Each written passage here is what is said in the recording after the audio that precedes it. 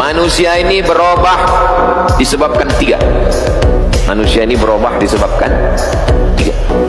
Kalau ada manusia tidak berubah karena tiga ini, mantap, the best. Pertama, jadi penguasa. Dua, punya harta. Tiga, dekat dengan kekuasaan. Partai apa yang banyak koruptornya? Sebut saja partai gajah namanya. Assalamualaikum warahmatullahi wabarakatuh. Dinasti Jokowi benar-benar lagi menghadapi badai besar ya. Anaknya Jokowi yaitu Ketum PSI Kaisang ya. Jadi Kaisang ya di ujung tanduk kerajaan bisnis terlilit utang 3 triliun. Karma nyata mulai menghantui. Jadi kita lihat sekarang ya, dinasti Jokowi mulai menghadapi berbagai masalah. Belum lagi dirinya menghadapi polemik ijazah palsu sampai sekarang pun belum tuntas. Jadi perusahaan Kaisang ini terlilit utang ya hampir 8 bank di Indonesia. Dan ini menjadi perbincangan netizen di sosial media. Jadi menurut netizen ya, ini adalah hasil daripada apa yang selama ini dilakukan oleh Jokowi di saat memimpin Indonesia 10 tahun terakhir. Bayangkan ya, selama Jokowi menjadi presiden banyak sekali melakukan kezaliman terhadap rakyatnya sendiri. Di saat rakyatnya mempertanyakan ijazahnya, bukan malah menunjukkan, malah diperkarakan bahkan dipenjarakan seperti yang terjadi kepada Gus Nur dan juga Bambang Tri.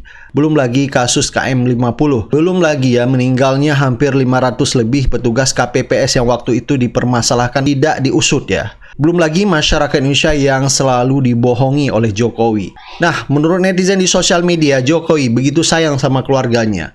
Tanpa Jokowi, anaknya tidak bisa berbuat apa-apa ya. Seperti yang terjadi kepada Gibran, Jokowi berhasil membuat Gibran menjadi wakil presiden Prabowo. Nah, banyak masyarakat dan netizen ya menduga Prabowo tidak akan lagi mengambil Gibran sebagai wakil presidennya. Nah, sampai narasi dari Termul ya, bagaimanapun Gibran ini harus menjadi penantang Prabowo di Pilpres 2029 mendatang. Saya hadir hari ini ya untuk mencerdaskan kehidupan bangsa, mencerdaskan pemilih di Indonesia. Terima kasih. Ya, bagaimana kita itu nggak boleh mudah, karena politik itu selalu ada desain, saya bilang kan, ada arsitekturnya. Di politik itu tidak ada alamiah, ada yang mengatur semua gitu kan. Bagaimana politik itu sesuatu yang sebenarnya tidak yang seperti yang kita lihat gitu. Nah, apa yang dilakukan semuanya oleh Jokowi hari ini, Pak Jokowi itu adalah, ujungnya adalah kepentingan. Kalau saya melihat hari ini, beliau safari politik, keliling kampanye, dikritik sama orangnya. Kenapa nggak di Solo aja gitu? Apa yang harus keliling lagi? Kenapa? Ya beliau kan segampang sekali bilang, ya kan saya diundang, saya hadir, kan gitu-gitu lah. Yang gitu-gitu tuh senang masyarakat gitu. Jadi, apa salahnya kan silaturahmi kan tidak dilarang. Memang tidak salah, itu biasa saja. Cuma kan kalau kita lihat mantan-mantan presiden kita, tidak ada yang ketika dia menjabat melakukan, ada potensi abuse of power, tiba-tiba anaknya jadi wakil presiden. Tidak ada. Betul. Mantan pejabat kita, mantan presiden kita yang keliling kampanye lagi untuk partainya kan juga jarang. Betul. Fokusnya lingkungan, isu-isu. Ya kan udah capek. Bayangkan 5 tahun udah pernah jadi wali kota, mungkin 2 periode juga. Ya, habis itu jadi gubernur, habis itu jadi presiden 2 periode. Ya. Harusnya kan memang udah istirahat lah, udah. Ya, ini istilahnya udah maghrib lah, udah maksudnya sudah level top gitu ya. Udah selesai lah dengan itu hal-hal yang ambisi politik yang unlimited ini. Nah, tapi tiba-tiba ada istana pasir yang beliau bangun. Ini kalau enggak disapu gelombang gitu. Itu yang beliau jaga, digendong terus kan. Mimpi beliau menurut saya sederhana. Bagaimana bagi Pak Jokowi, Gibran jadi presiden. Dia keliling agar namanya dia dan juga anak-anaknya tetap di dalam orbit. Cara lihatnya nggak gitu. Anak-anaknya ini semuanya tergantung pada dirinya. Elektabilitas anaknya, popularitas anaknya tergantung pada dirinya, termasuk menantu. Jadi turun popularitasnya, anaknya kena. Naik popularitasnya, anaknya kena. Itu yang membuat beliau tidak punya pilihan. Yang target utamanya itu ya tetap bersama dengan Pak Prabowo 2029 yang akan datang. Tapi pertanyaannya adalah apakah Pak Prabowo kelihatan meminang kembali Gibran sebagai calon wakil presiden? Prediksi saya nggak lebih dari 30%. 70%-nya ya beliau punya banyak sekali calon yang memungkinkan untuk direkrutkan sebagai calon wakil presiden. Nah, ini dibaca oleh Pak Jokowi. Gibran itu sudah keliling Indonesia ke lebih dari 100 titik sejak dia dilantik menjadi wakil presiden. Hasilnya, Itu dia. Saya ingin tanya Anda, itu makanya hasilnya, itu yang saya sebut nggak bisa diharapkan beliau ini menaikkan elektabilitas. Susah. Lo tau Kaisang kan? Anak mantan presiden, ketua umum partai instan, yang sekarang jadi sasaran amukan massal netizen. Hidup si Kaisang belakangan ini lagi dikulitin tanpa ampun. Kenapa? Karena narasi kemewahan yang selama ini dipamerin seketika runtuh. Jadi panggung sinisme rakyat yang muak. Yang semula pas aksi fleksinya gaya borjuis si istri di Amerika yang bikin kemarahan rakyat yang lagi terhimpit ekonomi. Protes netizen beralih yang tadinya satir jadi brutal. Tagar ketek bau muncul, nurunin citra glamor keluarga Kaisang yang jadi lelucon nasional yang rendahin banget. Nah itu baru awal dari masalah yang sebenarnya. Kemarahan rakyat meledak jadi tuntutan hukum. Pas Pak Sutri ini ketahuan terbang pakai jet pribadi mewah. Dugaan gratifikasi langsung mencuat. Bongkar keistimewaan si anak penguasa yang kebal hukum. Dari mana asal fasilitas miliaran itu kalau bukan dari lingkaran oligarki yang lagi nanam budi? Nah, sekarang malah lebih parah. Mungkin bisa bikin Jokowi si bapak nggak bisa tidur. Soalnya, kebobrokan bisnis Kaisang mulai kebongkar. Perusahaan udang milik Kaisang justru dilaporin punya utang fantastis di berbagai bank. Nilainya disebut di atas 2 triliun. Gila kan? Ini jadi pembuktian kecurigaan rakyat. Satu sisi Jokowi bilang orang kampung, sederhana. Tapi Kaisang anak kesayangannya punya utang triliunan. Ini fakta sebuah dinasti yang dibangun di atas kepalsuan. Utang yang gunung. Dan fasilitas elit yang beraroma KKN. Kaisang sekarang bukan cuma sekedar politisi muda. Tapi simbol sempurna dari keserakahan dan matinya empati penguasa. Sambutan sangat berwibawa dari Ketua Umum PSI bikin merinding. Merinding. Nah, supaya tidak penasaran ya, langsung saja simak nih cuplikan videonya. Sheryl partai konten banget ya. Apa-apa aja dikontenin. Partai konten Indonesia memang jadi semua momen dikontenin. PKI dong, Partai Konten Indonesia. Pakai C, Partai pakai C. Sosmed Indonesia. Pakai C. Conten. Oke, sis dan bro. Pasti sudah nggak sabar untuk dengerin pidato pertama Ketua Umum kita yang baru. Kita sambut dengan tepuk tangan yang meriah Ketua Umum PSI, Bro, Kaisang Pangarep.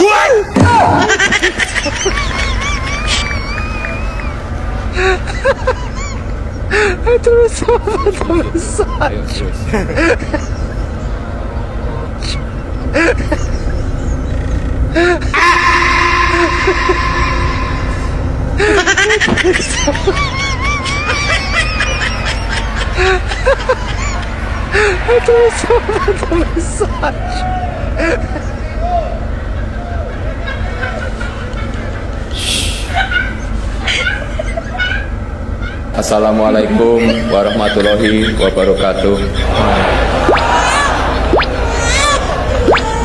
Selamat malam bro dan sis, mas mbak semua. Nah, gimana setelah menonton cuplikan video barusan? Dilihat dari gestur dan bahasa tubuhnya, Bro Kaisang ini terlihat sangat berwibawa sekali pidatonya. Makanya sudah benar tuh kalau PSI menjadikan Kaisang sebagai ketua umumnya. Ya, meskipun baru 2 hari Kaisang itu menjadi kader PSI, kan gak masalah. Yang jelas kan begini kualitasnya. Ya, kalau dilihat-lihat gak jauh beda lah dengan Gibran. Meskipun baru 2 tahun menjabat sebagai wali kota Solo, tapi kan Gibran itu bisa menjadi wakil presiden. Ya, meskipun menurut undang-undang usia Gibran pada saat itu belum mencukupi, tapi kan semua itu bisa dirubah lewat Paman Usman yang menjadi ketua MK. Ini tuh sesuatu banget. Perusahaannya si Kaisang punya utang total sampai 2 triliun lebih. Dan yang membingungkan adalah kenapa bank-bank itu terkesan gampang banget ngasih pinjaman duit segitu banyaknya. Karena gue nggak yakin perusahaannya si Kaisang punya jaminan aset sebanyak itu. Gue yakin lu semua pasti udah pernah ngerasain yang namanya minjem ke bank itu susahnya sama kayak lu pengen masuk surga. ada janggal sedikit pas verifikasi atau survei lokasi atau nggak cair itu duit. Padahal cuma minjem 100 jutaan. Kenapa perusahaan si Kaisang gampang bener minjem sampai total triliunan kayak gitu? Standarnya apa? Terus kalau udah nyebar kayak gini, itu perusahaannya si Kaisang mau diapain sama bank? Mau dilikuidasi? Atau mau kirim debt collector buat nagih utang? Emang nggak berani? Atau apakah utang itu bakalan dijadiin kredit macet? Karena gue curiga ada permainan di dalam internal perusahaan untuk mengalihkan uang perusahaan dibuat seolah-olah rugi. Jadi nggak perlu ada tindak lanjut. Jatuhnya apa kalau kayak gitu? Ya bisa jadi TPPU alias cuci uang. Kayaknya sih kemungkinan sebentar lagi bakal ada laporan kalau perusahaan si Kaisang bangkrut. Lah ya auto selesai tuh masalah utang-utangnya. Yang kayak gini tuh harus dijelasin secara terbuka. Nggak bisa ditutupin. Dana pinjaman itu mengalir kemana? Apakah benar dipakai buat usaha atau buat operasionalnya PSI? Apa lo? Dan PSI akan menjadi tempat penyemayan gerakan komunis PKI yang dahsyat. Sementara kita belum mampu menjelaskan kepada masyarakat bahwa ini bukan main-main. Wow! Saya coba melacak. Partai bergambar gajah itu punya modal sekitar 400 triliun. Ya, mulanya saya sebut 4.000, tapi kemudian beberapa analis keuangan nggak mungkin Ustadz. Ini kalau kita lacak, memang kekuatannya ada sekitar 400. Tingkat kelurahan itu diberikan dana alokasi operasional per bulan itu 20 juta per kelurahan PSI tingkat kelurahan. PSI tingkat kecamatan itu dibantu disiapkan alokasi sekitar 30 sampai 60 juta. Tingkat kota kabupaten sekitar 100 sampai 150 juta per bulan. Jadi kalau saya bilang, bedol desa dari PDIP itu akan masuk kepada PSI. Dan PSI akan menjadi tempat penyemayan gerakan komunis PKI yang dahsyat. Sementara kita belum mampu menjelaskan kepada masyarakat bahwa ini bukan main-main. Karena protektornya adalah Xi Jinping. Jadi gerakan ini sebetulnya ada dilema sendiri. Di satu sisi di tingkat tentara-tentara yang dinas, mohon maaf Pak, yang dinas nggak berani ngomong PKI. Jangankan menjelaskan, nyebut PKI aja nggak berani. Yang pertama, mari kita kuatkan tekad kita sebagai warga bangsa. William Cohen sekitar 40 tahun yang lalu telah mengumumkan bahwa ada 2 negara yang akan hilang dari peta dunia. Disebutlah nama Pakistan dan Indonesia.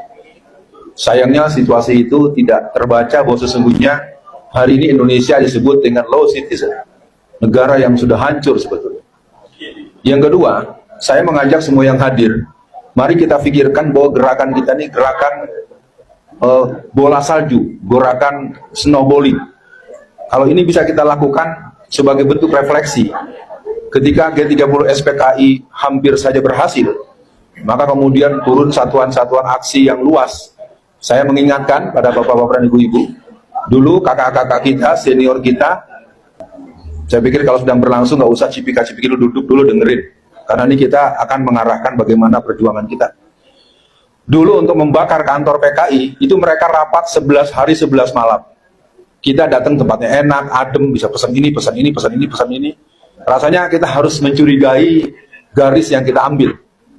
Kenapa? Karena kita perlu masuk apakah acara kita hari ini akan menggedor daripada gelombang perlawanan di tingkat nasional. Kalau saya kok rasanya tidak, ya mahasiswa saja dengan enaknya mendatangi saudara Gibran, kemudian ngomong yang nggak jelas segala macam. Nah untuk yang kedua itu, yang ketiga adalah partisipasi generasi muda. Mungkin kepada kita, terutama teman saya Bu Mary, bagaimana kalau ada forum-forum seperti ini, hadirkan yang memang benar-benar pemuda yang usianya 17 sampai 25 tahun yang ngerti persoalan, suruh datang, suruh ngomong. Karena bagaimanapun juga akhirnya kita akan dilihat sebagai kelompok orang-orang pensiunan. Orang-orang yang sebetulnya udah nggak, maaf ya, saya nggak bisa datang, saya kerja. Gitu. Kalau dalam Quran disebutkan, infiru wasiqalan wajahidu fi sabilillah. Kalau orang berjuang itu dia sama dengan tentara. Jadi ada 2 lembaga yang kalau dikumpulkan tidak akan pernah menolak dari kelengkapan dan kedisiplinan, yaitu bisnis dan militer. Kalau di kita, saya sampai bela-belain, saya minta tolong agar dipercepat.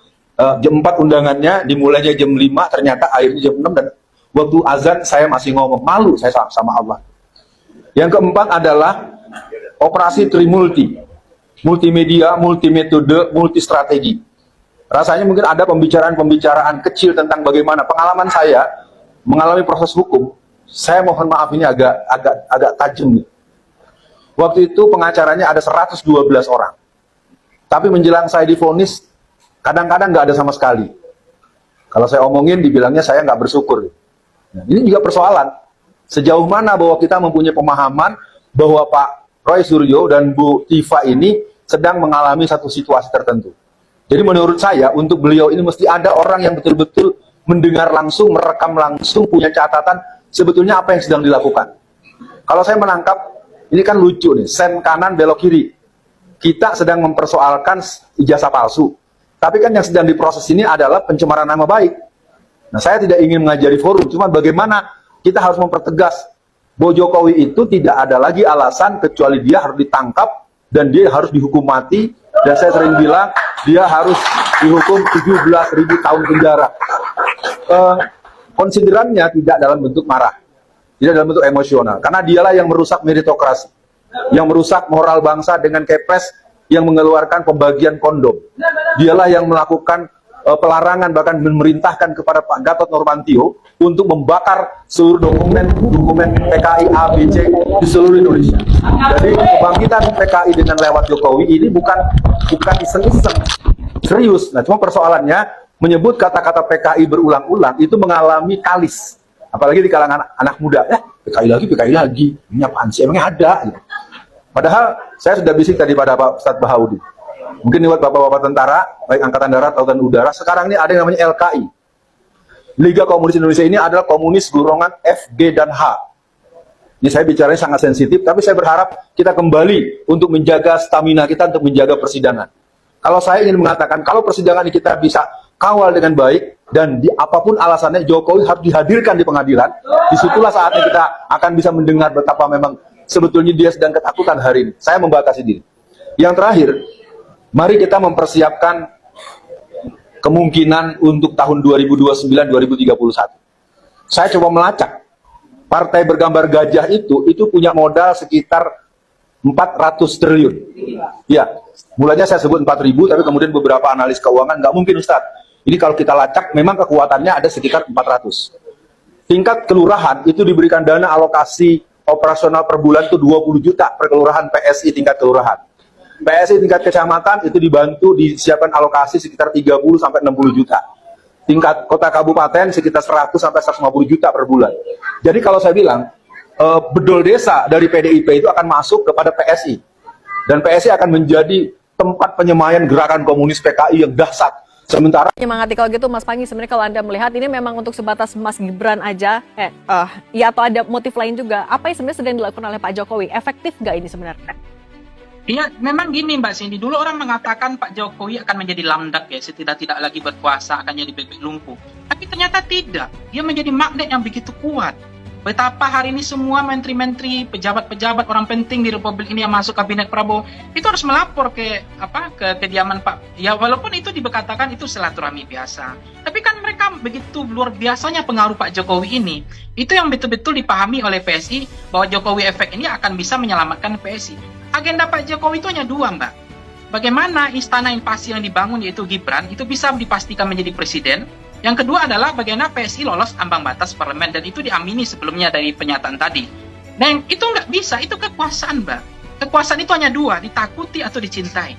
Pak Jokowi mengambil dua jalur itu. Bagaimana tetap dia dicintai, menjadi menjadi preferensi politik, perbincangan politik, dan dia nggak mau diam, karena dia harus bising, dia selalu diomongkan, dia selalu dibicarakan di media. Yang kedua adalah ditakuti, apakah dia masih ditakuti atau tidak. Nah sekarang kan Pak Jokowi adalah bagaimana dia memastikan mantan-mantan presiden. Kalau kita lihat Mbak Cindy, itu kan semua urusannya ketika dia selesai, dia akan pulang seperti rakyat biasa. Itu memang dilakukan ngurus. Presiden terpilih dipanggil oleh presiden ke Solo menghadap 13 Oktober 7 hari sebelum dilantik. Disitulah terjadi kesepakatan untuk menetapkan kabinet-kabinet yang 17 orang masih Jokowi. Nah, ingat saat itu bahwa ada yang hari itu ada Luhut Binsar Panjaitan, ada Dasko. Nah, saya dapat informasi itu adalah hasil pertemuan oligarki di IKN tanggal 11-12 dan mengamanatkan bahwa harus menekan Prabowo agar tetap keberlanjutan daripada Presiden Jokowi, termasuk kabinet dan programnya. Jadi pemaksaan itu berlanjut sampai itu. Nah, Pak Prabowo kelihatannya saat itu ngalah, terpaksa mengangkat kabinet itu. Akhirnya tema keberlanjutan dijadikan tema oleh Prabowo, termasuk kabinetnya. Nah, di situ kita mulai ragu. Ini berarti terjadi perebutan kekuasaan yang karena sebelum tanggal 13 Oktober itu nama-nama kabinet yang diinikan oleh Prabowo agak masuk akal loh. Betul. Ya kan Pak? Dari segi jumlahnya. Dari segi jumlahnya, hanya 33 dan orangnya profesional. Setelah ketemu 13 Oktober berubah total. Kita nggak tahu. Saya dapat informasi ada ancaman 4-5 ancaman ke Prabowo kalau dia tidak diikuti. Nah, akhirnya. Tapi kita lihat langkah berikutnya, setelah jadi presiden, Prabowo mencabut PSN yang hadiah ke oligarki, kemudian memperlambat bahkan mungkin menghentikan IKN, jadi proyek-proyek yang ini dihentikan. Artinya Prabowo ngambil sikap tidak PSN PIK 2 ya? PIK 2, Rempang, banyak yang dihentikan oleh Prabowo. Nah, terus program lain juga di infrastruktur di rasionalisasi, IKN tidak dilanjutkan secara optimal.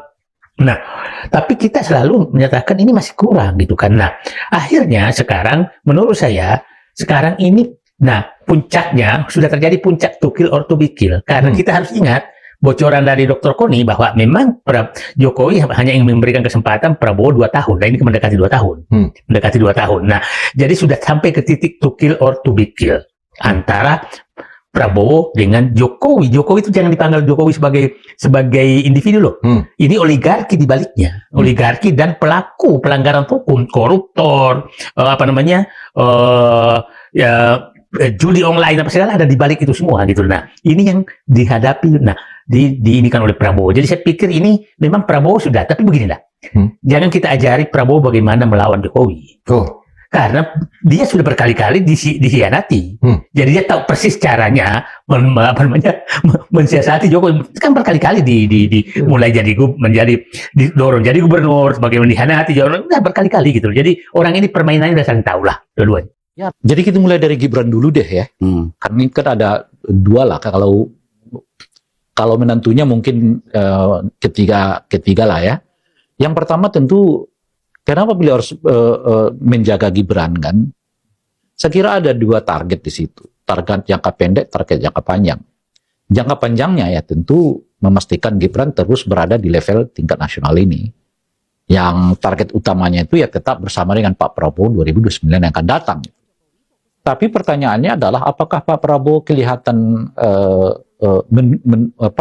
meminang kembali Gibran sebagai calon wakil presiden?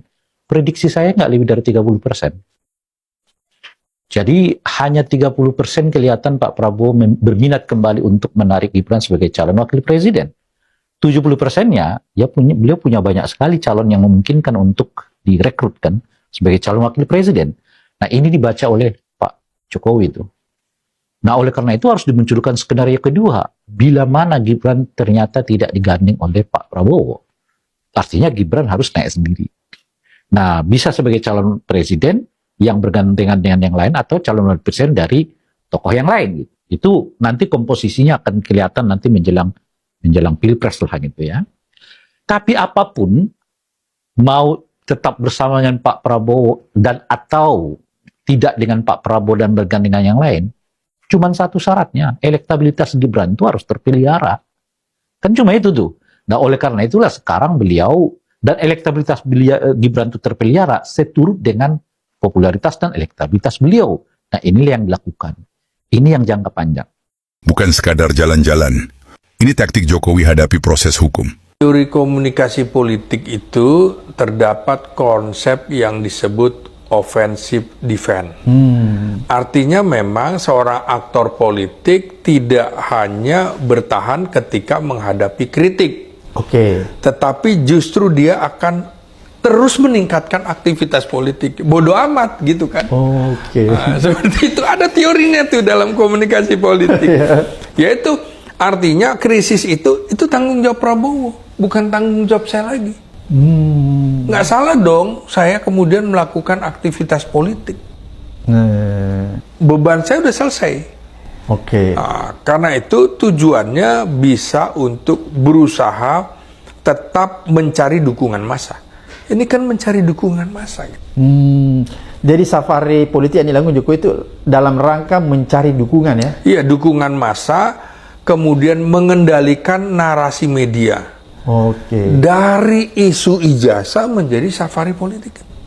Kan geser. Jadi kan ada perang narasi media kan. Nah, walaupun di Lampung tetap diungkap, urusan ijazah palsu lu belum selesai. Lu jangan safari politik dulu, tetap aja dikait-kaitkan. Kemudian juga ini dia ingin menunjukkan legitimasi politiknya masih kuat kepada publik ya. Pada publik. Kemudian mengurangi persepsi politik bahwa dirinya sedang terdesak. Gue nggak terdesak. Saya tetap bisa jalan loh. Nah, kemudian pertanyaannya, apakah strategi tersebut memang dimaksudkan untuk menghadapi kemungkinan proses hukum? Ini kan sedang ada proses hukum. Setiap dalam proses hukum dia bilang sakit, tapi kok aktif? Dulu kan ingat gak? Dia ada di Sulawesi Selatan, sehat, tapi giliran di persidangan nggak bisa hadir, sakit. Nah ini juga gitu. Kan rencana tanggal 2 nih, ada persidangan pertama dan segala macam. Nanti dia akan mengatakan, loh saya lagi sibuk safari politik. Dia akan dibikin agenda-agenda kesibukan dia supaya dia tidak hadir di dalam persidangan hukum. Jadi gitu. Itu untuk menghadapi betul kemungkinan proses hukum yang tidak bisa tidak dapat dipastikan tanpa bukti langsung itu. Nah, Bung Slamet, apakah dengan kampanye yang dilakukan Jokowi ini keliling Indonesia, safari politik, ini membuat Prabowo marah atau gimana nih posisinya? Tidak nyaman atau gimana? Kalau Prabowo sudah menghitung itu. Prabowo sudah menghitung. Jokowi menginjak kakinya di kerbau, ada sesuatu hal yang mungkin masyarakat secara umum itu tidak kemudian menangkap. Karena sebenarnya perilakunya Pak Jokowi juga bukan seperti itu. Kita belum pernah kalau kemudian diberi contoh ya, Pak Jokowi sampai berperilaku seperti itu. Berarti ada sesuatu hal. Kalau menurut saya, satu di antaranya adalah sewaktu teman-teman PDI memberikan fotokopi ijazah yang ada di partai untuk kemudian diberikan kepada Roy Suryo CS, berkasnya. Ini bagi Pak Jokowi mungkin menjadi sesuatu hal yang dia anggap melanggar etika. Melanggar etika karena itu menurut dia hanya untuk konsumsi partai, bukan konsumsi publik. Beda dengan yang ada di KPU, itu berbeda. Hal ini mungkin yang kemudian menjadikan Pak Jokowi menjadi sesuatu hal yang dia ingin menunjukkan bahwa dia merasa sudah diinjak. Jadi berangkatnya dari rasa dendam, Pak Eko? Sudah hampir menyerupai rasa dendam, dan itu tidak boleh dalam langkah awal pemimpin. Kenapa? Mengapa? Karena yang dihadapi bangsanya sendiri. Ini bukan perang terhadap bangsa lain. Ini bukan kemudian perang secara fisik. Perang sekarang, perebutan kepemimpinan, itu adalah visi, adalah misi ke depan. Adalah perang pemikiran, metodologi, sistem, program, cara pendekatan, kebijakan, kemuliaan, kebesaran, keagungan. Gak ada contohnya sekarang ini siapapun pemimpin partai juga. Mana yang menunjukkan kebesaran, keagungan? Mana yang menunjukkan program-program yang memang benar untuk kemudian kedaulatan dan martabat rakyat dan bangsa ini? Siapa yang kemudian memberikan contoh bagaimana seorang figur pemimpin dengan segala kewibawaannya, dengan segala kemampuannya, dengan segala sentuhannya bisa menjadikan bangsa ini tersentuh, bisa menjadikan bangsa ini merasa pemimpin mengayomi mereka, pemimpin melindungi mereka dalam permasalahan Lampung ini yang terjadi. Pak Jokowi tidak berperilaku sebagai pemimpin, tidak menjadi pengayom untuk semuanya, bukan pengayom untuk kelompoknya. Dia kan mantan presiden. Ya, Pak Eko, kalau raja melangkah karena rasa dendam, berarti bisa melakukan apa saja?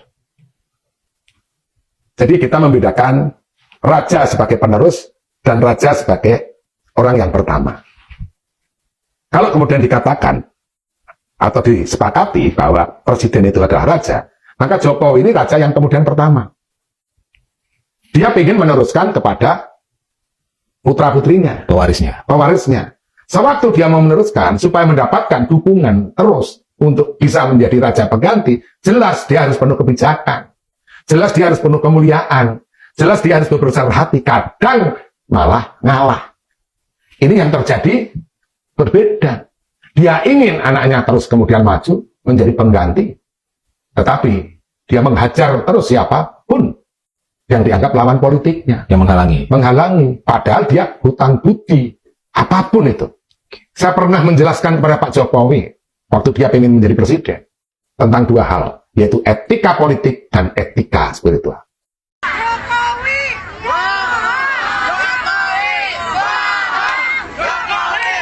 Seluruh masyarakat yang hadir, yang notabene ini kami ajak dari beberapa bulan yang lalu memasang spanduk. Ternyata pada hari ini apa yang terjadi? Masyarakat semuanya kecewa. Makanya Pak, jangan percaya sama si Jokodok.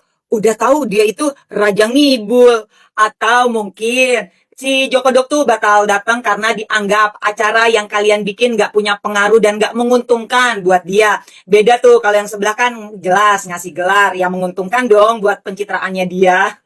Terus ada lagi, katanya nih setiap kunjungan si Jokodok tuh selalu disambut lautan manusia. Lah, realitanya yang beredar di medsos, video dan informasi malah memperlihatkan suasana sebaliknya. Sepi bos. Dan yang lebih memalukan tuh justru adanya aksi sejumlah ibu-ibu yang menolak kehadiran Jokodok dan meminta Jokodok menunjukkan ijazah aslinya. Tuh, Jokodok kasih lihat ijazah lu, jangan pengecut. Ih, Jokodok senista itu ya. Jokodok, mana yang katanya paling dicintai rakyat? Sadar Jokodok, lu di mata rakyat yang waras tuh udah nista banget.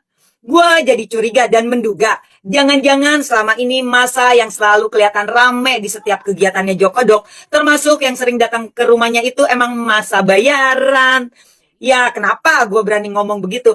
Karena gue tuh bukan orang yang dari dulu benci Jokodok ya. Justru sebaliknya, gue tuh pernah mendukung Jokodok 2 periode. Bahkan saat dia masih jadi gubernur Jakarta. Jadi gue pernah ngeliat dan terlibat langsung bagaimana si Jokodok dalam menggalang kekuatan massa agar terlihat mendapat dukungan yang sangat besar. Nih ya, contohnya acara Nusantara Bersatu. Kalau yang masih ingat, acara itu di GBK pada penghujung tahun 2022, tepatnya bulan November. Pengalaman gua sebagai LO di acara tersebut, masa yang hadir termasuk panitia semua dapat bayaran. Jujur, termasuk gua dapat bayaran juga. Bahkan gua bersama Sylvester Matutina mengambil langsung uangnya. Setas bos, bayangin setas. Ya, kebetulan saat itu gua sebagai wasekjennya Solmed, Ormas Sylvester Matutina. Jokodok nista, lu pikir rakyat segoblok anak-anak lu apa? Rakyat udah pada cerdas kalau apa yang lu lakukan semua itu settingan dan mobilisasi massa. Udah saatnya rakyat tuh sadar, jangan jual harga diri kalian sebatas sembako sama uang berapa ratus doang. Woi, Jokodok, Raja Kodok, lu tuh bener-bener rakus kekuasaan ya. Ngaca diri Jokodok. Presiden Prabowo aja udah nolak mentah-mentah. Narasi lu dukung Prabowo Gibran 2 periode. Lu emang gak tahu malu ya. Lu tuh mantan presiden yang paling rakus, nista, dan hina. Paham lu Jokodok? Hidup Jokodok, Raja Kodok.